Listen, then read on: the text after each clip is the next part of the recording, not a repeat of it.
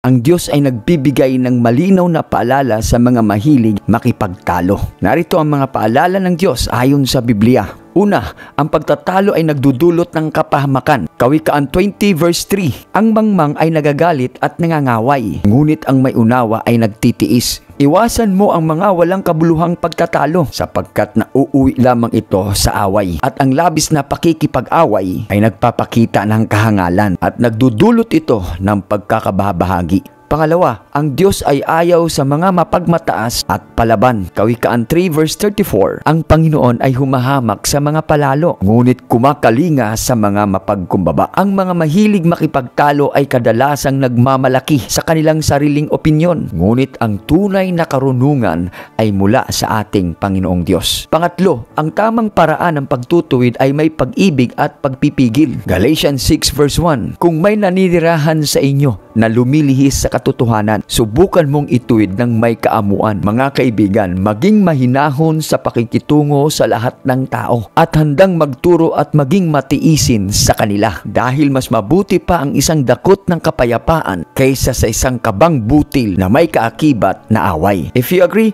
type amen, follow, share. God bless.